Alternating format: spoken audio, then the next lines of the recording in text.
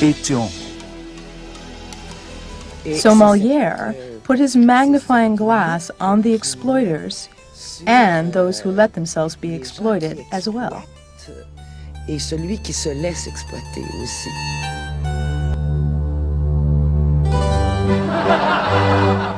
Alguns dos alvos de Molière foram a afetação das relações sociais, a educação feminina, a hipocrisia da religião e a arrogância dos médicos. O dramaturgo parecia ter uma missão bem clara: corrigir as falhas da humanidade. We read the papers, or watch television, and see reports of private or public scandals. And every time we say, oh, if only Molière were here, what he could do with this. Molière ergueu o riso à categoria de arte. Mas houve outros que também fizeram a mesma coisa, embora de maneira diferente. Qualquer pessoa que já tenha ido ao circo sabe de quem eu estou falando. São os palhaços.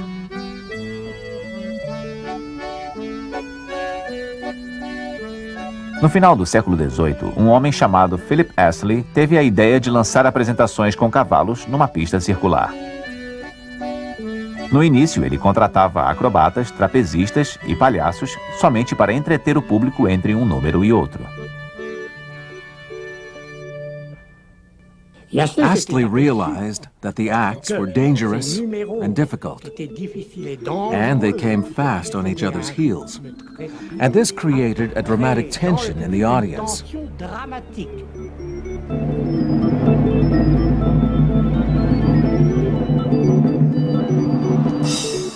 He felt his circus was becoming almost a tragedy, and he needed to break the growing dramatic tension every now and then with numbers that relaxed people. So, he brought on the clowns for very short numbers. Des clowns pour des interventions très brèves.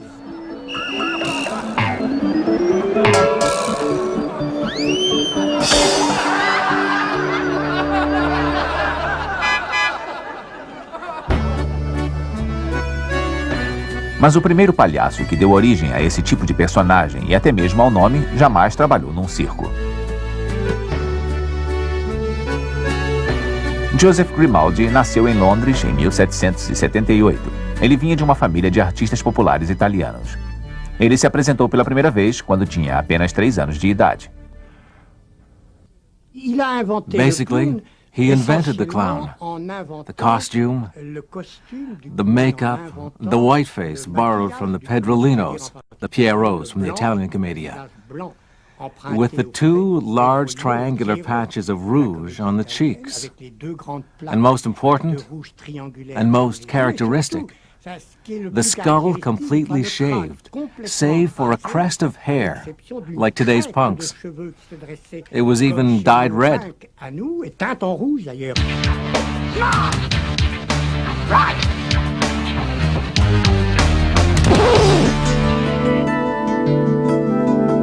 Ele apresentava pantomimas usando as roupas, objetos de cena e a mímica para fazer humor. Disse até que o rei Jorge IV foi assistir a uma apresentação e riu tanto que arrebentou o seu colete. Grimaldi and the clowns of his time, the British clowns, were acrobats and clowns in the purest sense of the word. So their comic technique was based primarily on making their audience laugh with gestures, imitations, which were very often jokes or acrobatics that didn't work. The comedy came from failure.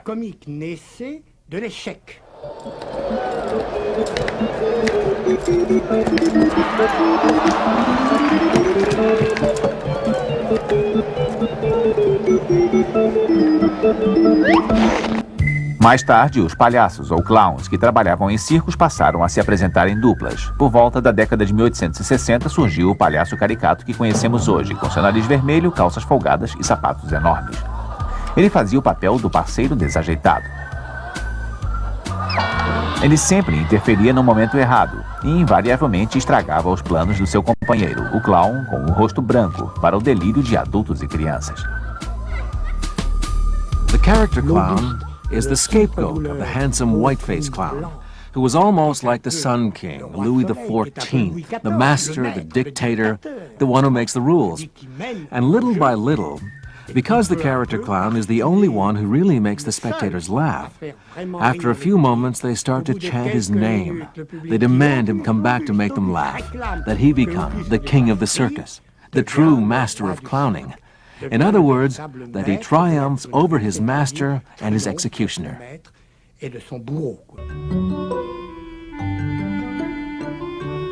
O estilo cômico do palhaço caricato logo passou a influenciar uma série de artistas. Eles desenvolveriam uma nova cultura do riso com o nascimento de uma forma de arte nova e revolucionária.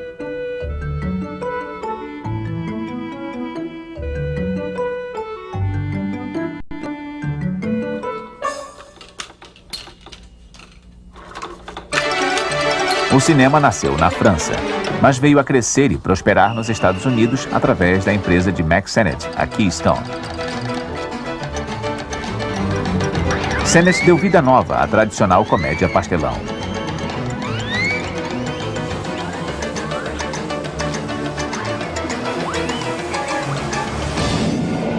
Silent comedy had a very major restriction, namely that there wasn't any voice. So what are the kinds of humor that occur in silent comedy? Well, it's not going to be a joke. It certainly isn't going to be a pun. The standard bit, the standard gag in silent comedy was typically some visual mistake that the person had made. So slipping and falling, disguising yourself as another person and then being discovered. Those were the standard gags in silent comedy. So what silent comedy did for film was establish a tradition of sight gags, of visual jokes, and that's been very important in the history of comedy ever since.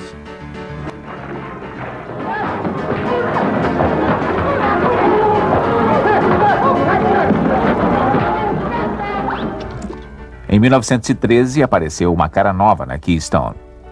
Ele deixaria uma marca permanente na história do cinema mudo. O nome do novato era Charlie Chaplin, e ele foi um gênio.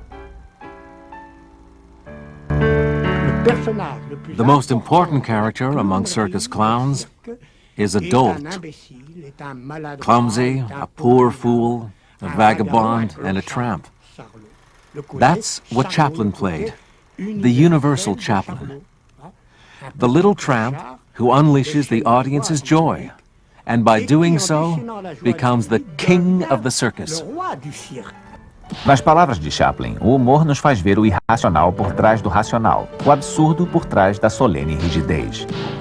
O grande dom de Chaplin era conseguir invariavelmente distorcer a seriedade, mostrando o seu lado mais ridículo.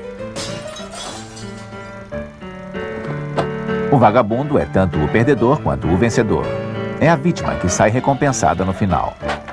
É o poeta das desgraças humanas que nos faz explodir de risadas antes de nos levar às lágrimas. There's a poem by Théodore de Banville. The last verse of the poem talks about a clown who works on the trampoline.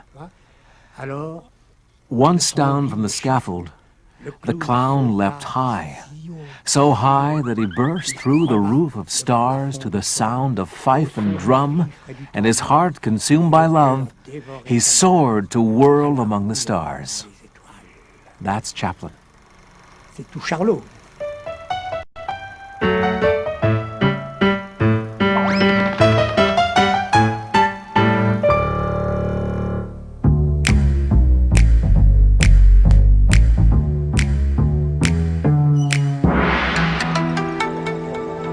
Nem todos riem das mesmas coisas, e o conceito do que é engraçado pode variar de cultura para cultura.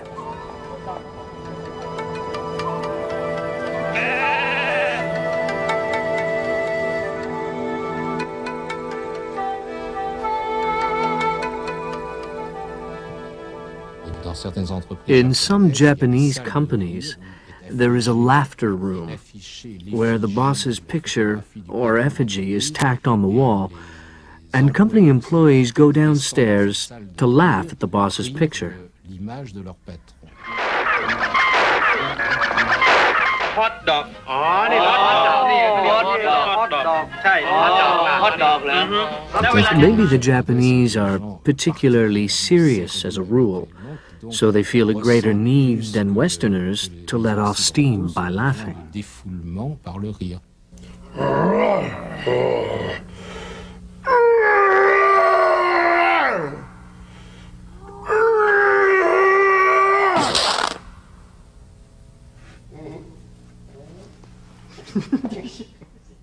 Up until this century, the standard way of having a trial in Greenland was to have the two parties who had complaints against each other come together and say it was you and me, and I make fun of you, I call you names, I insult you, I say that you're ugly or stupid or whatever, and then you get a chance to make fun of me.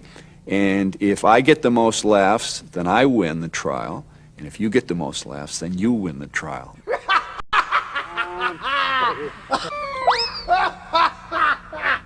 Certas piadas refletem, ainda que às vezes de maneira grosseira, as chamadas características culturais de uma comunidade, criando ou reforçando tipos lamentáveis de preconceito.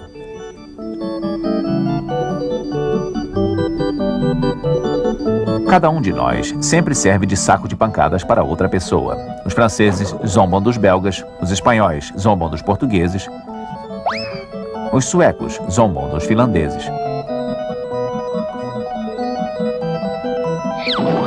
Será que essas piadas são realmente racistas? Talvez sejam, mas talvez não. Em última instância, elas servem para reafirmar nossa identidade cultural e manter a nossa comunidade unida.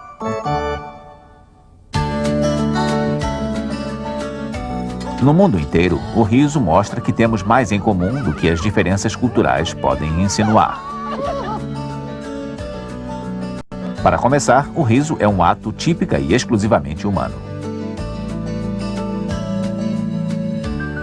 Les animaux ont des mimiques qui peuvent ressembler. Animals seem to mimic laughter, but no one has ever managed to prove that animals laugh, or at least we haven't proved it as clearly as for humans. Aussi clair que chez nous.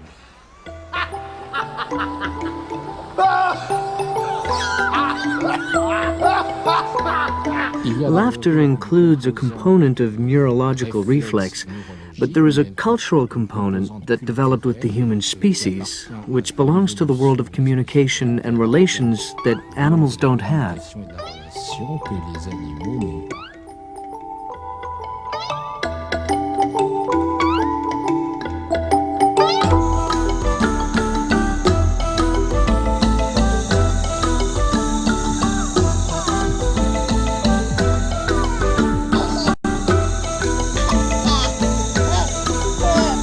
O riso serve basicamente aos mesmos propósitos em todo o planeta. Desde o nascimento, quando passa a depender dos outros para sobreviver, o ser humano passa por uma quantidade enorme de frustrações todos os dias. E isso gera muita agressividade.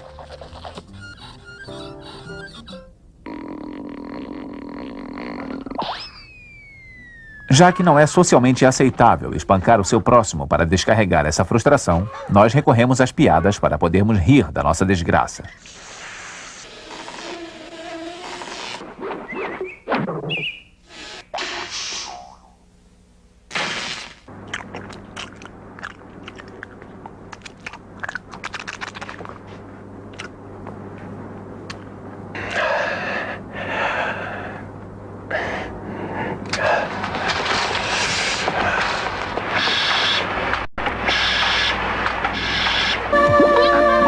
Nós também usamos o humor para exorcizar nossos medos e ansiedades.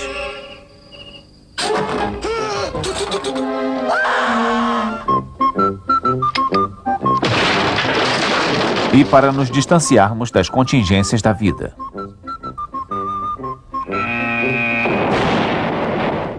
Por fim, o humor serve como uma espécie de exercício mental que nos permite escapar ocasionalmente da coerção do pensamento racional. Em última instância, tudo que pode ser motivo de riso não é tão importante assim. O que importa são os resultados.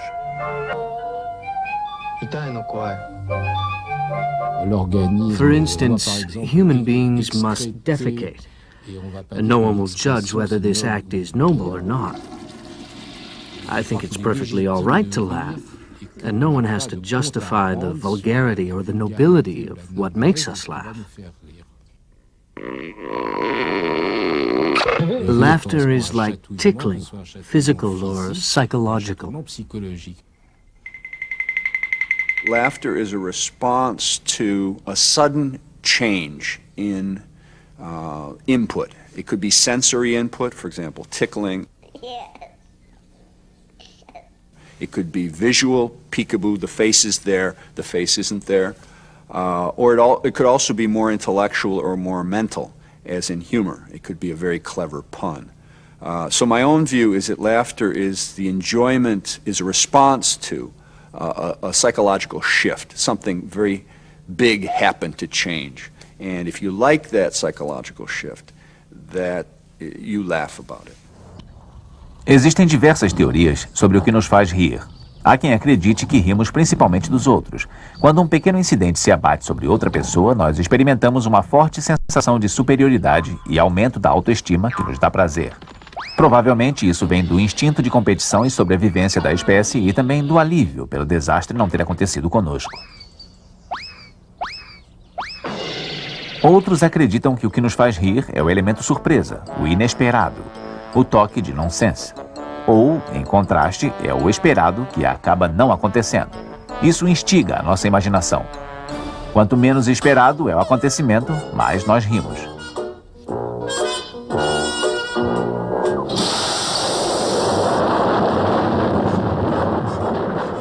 Nós podemos dissecar o humor como dissecamos um sapo. Mas em ambos os casos, o objeto da pesquisa morre durante o processo.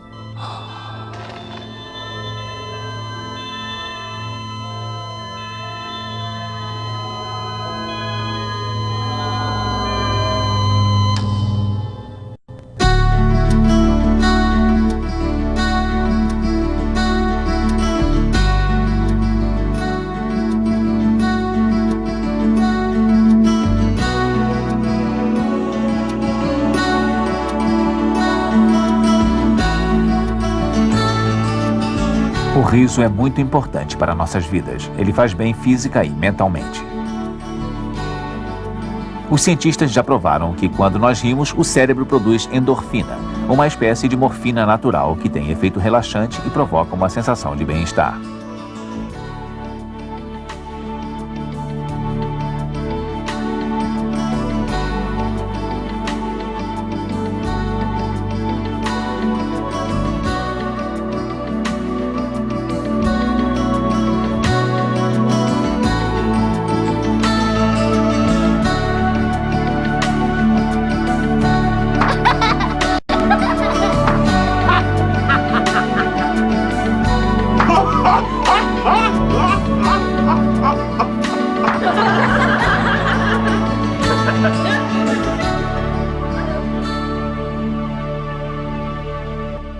They say that laughter is a human trait, yes. But I believe that laughter makes you clean. It washes, it scrubs, it purifies, it does you a world of good. It's like crying. It makes you feel better. It's the same thing. Any strong emotion puts you back on track.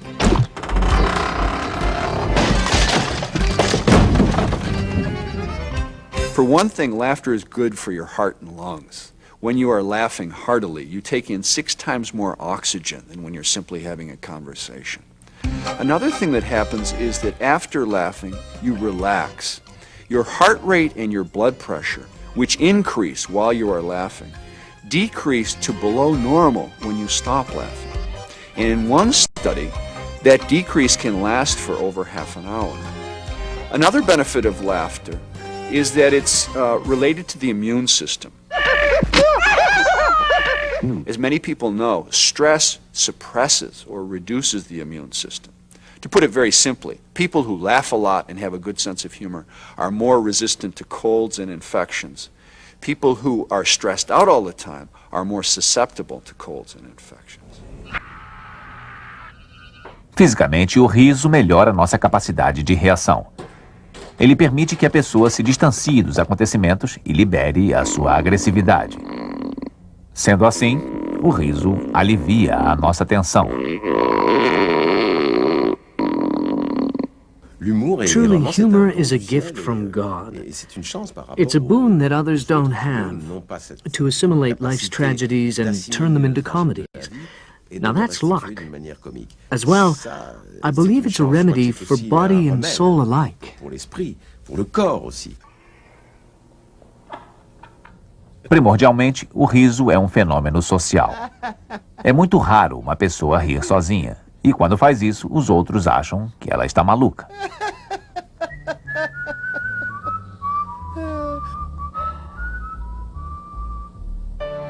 Os bebês se adaptam à vida social pelo riso. O primeiro sorriso de um bebê muitas vezes é involuntário, mas ele encanta a mãe, que tem a sensação de que seu filho está feliz. Assim, ela o estimula a sorrir e a rir. Por fim, o bebê percebe que esse comportamento leva a resultados agradáveis e acaba rindo mais vezes. O riso é a primeira forma de comunicação entre as pessoas e é um agente poderoso na construção das relações sociais. Além disso, ele também pode ser usado para a exclusão.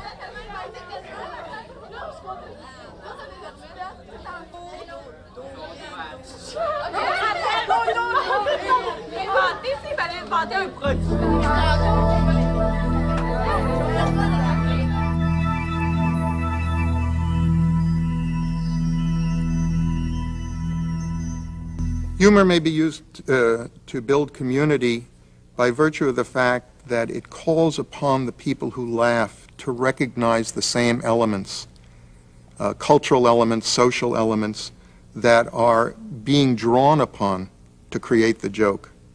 If I can make you laugh, it means that I can get you to see things as I'm seeing them and to touch the same kinds of ideas and the same kinds of attitudes that I am. And when we can laugh together, we're sharing something. Not just the laugh, not just the aesthetic expression, but also an understanding of some of the concepts and values that underlie that expression. O riso alivia as tensões sociais. Fica difícil ser hostil com alguém depois de ter rido junto com essa pessoa. E quanto mais, melhor. Uma das melhores características do riso é o fato de ele ser contagioso. Os produtores de TV já compreenderam isso há muito tempo.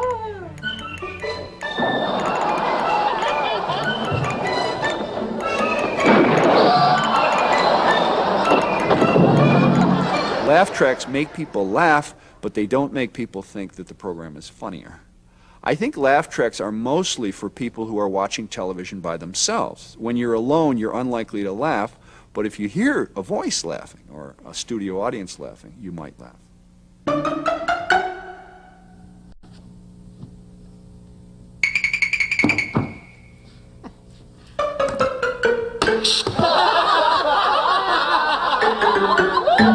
In many studies of power relationships in corporations and in politics, it's been shown that the higher level person is usually the one who begins the laughter and begins the joking. Lower level people laugh when this person starts the laughter, and if they've been given permission, they can start the joke. They can joke. But higher level people, people with more power, are given permission or are able to joke in ways that lower level people are not. If you look at politics, especially political debates, the person who can get a joke at the other person's expense scores many points. And a funny politician, a person who's witty, can often make up for a lack of experience, a lack of political knowledge, etc. So this is why, for example, American presidential candidates all have had humor coaches since President Kennedy. O humor também pode ser um instrumento de justiça. A sátira pode ridicularizar um governo, minar seu prestígio e roubar parte do seu poder. Sem dúvida, é por isso que muitas vezes há severas proibições ao humor em regimes ditatoriais. O que é um regime totalitário? É aquele onde tudo o que não é proibido é compulsório. The Soviet Union tried to suppress laughter at its regime, and possibly some of the greatest jokes I've ever heard were those former anti-Soviet regime jokes. Essa foi ouvida numa loja em Varsóvia, na Polônia. 1 litro de leite, por favor, camarada. Desculpe, camarada, mas esta aqui é a loja onde falta carne. A loja onde falta leite é do outro lado da rua.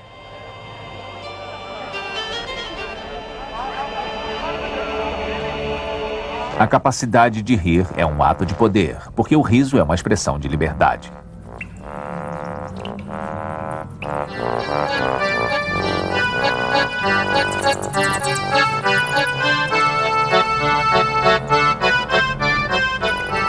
Até mesmo nos momentos mais sombrios da vida, nós ainda podemos contar com o riso.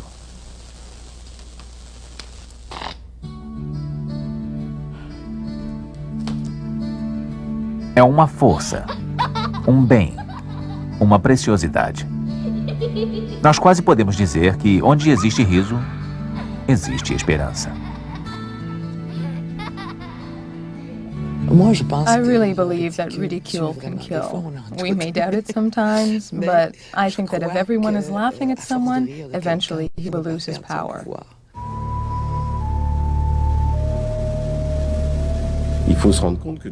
You have to realize that we always end up laughing at fairly tragic events. And our laughter is an escape hatch, a way out, the politeness of despair.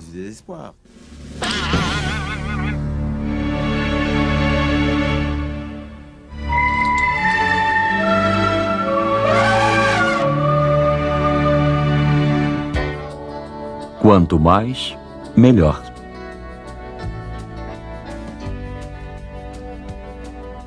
Talvez ninguém tenha calculado ainda a importância do riso na vida das pessoas, mas já há pessoas que perceberam que ele pode ser extremamente lucrativo.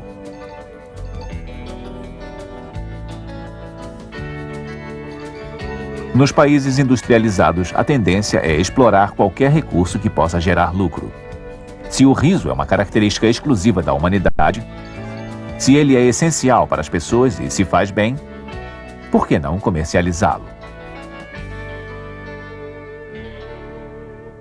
Each fall in the United States, a new season of television begins, and there are new comedies. Some of these will last for a year or two. Most of them are scrapped within 13 weeks. So comedy is an industry in the United States, especially situation comedies, and a lot of money is behind them.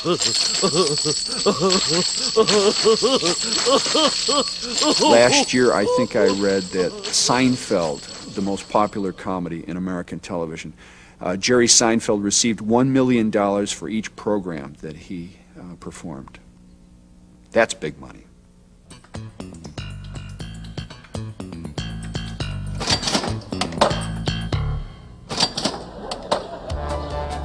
A indústria do humor nos dá o riso em casa pela televisão.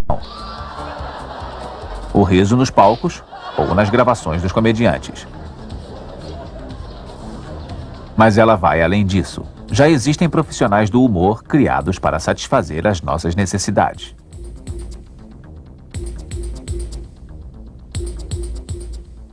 What laughter consultants do is they show the values of having a sense of humor and having a playful attitude toward your work. And this is extremely important in the workplace today because the workplace today is highly stressful.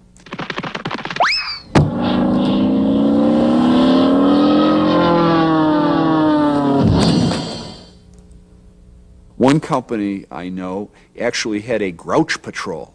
Grouch patrol worked by having people on the patrol who saw someone who looked completely grouchy make a bat face at the person. Bat face looks like this. Now, if I'm grouchy today and you make a bat face at me, I guess I've got a choice. I could say, he's not going to make me laugh, or I can loosen up. Most people loosen up. O riso está na moda. É quase compulsório. As grandes empresas já contrataram os seus consultores de humor.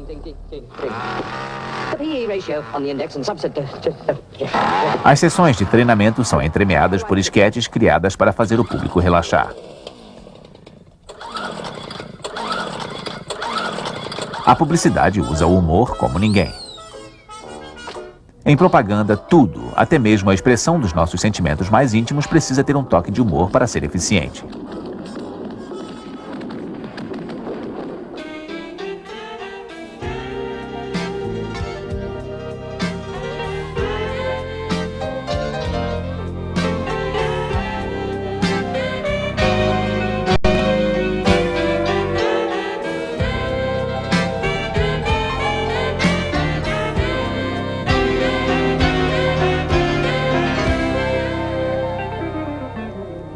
Possibly the most startling example is in the greeting card industry.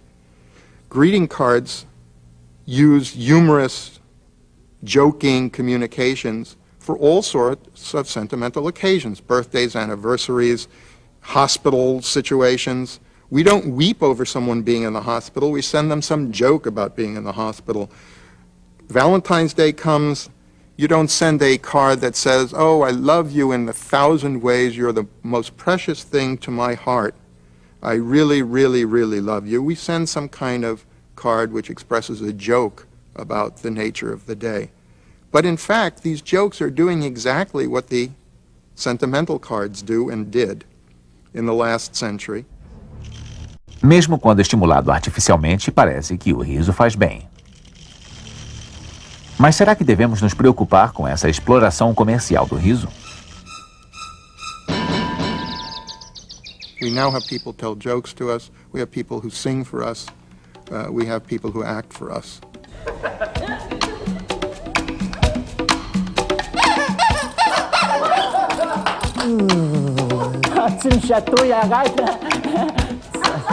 There's been a sort of institutionalization of laughter, if we mean by that a kind of professionalization of the people who tell jokes. The other jokers haven't entirely gone away, but we have put more burden on professionals to do some of our work for us.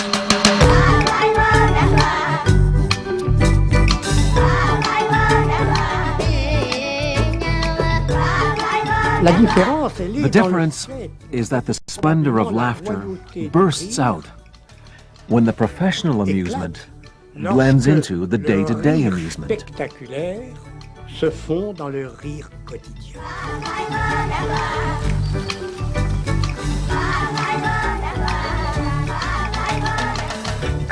When no barriers remain between our laughter when we watch the prowess of the clowns and our laughter when we appreciate the joys of life, I think we have all known at some time in our lives, when we were children at school, when we were tumultuous teens, or a little later in life, we all knew someone at school, in the army, in the trenches during the war, who made the sunshine in our lives, who made us laugh. Le soleil de la vie parce qu'il nous faisait rire.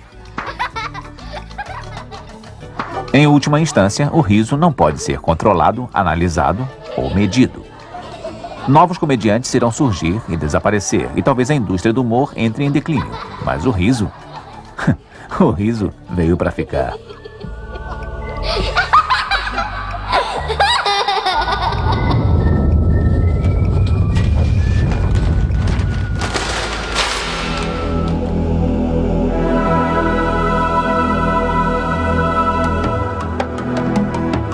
Versão brasileira Audio News.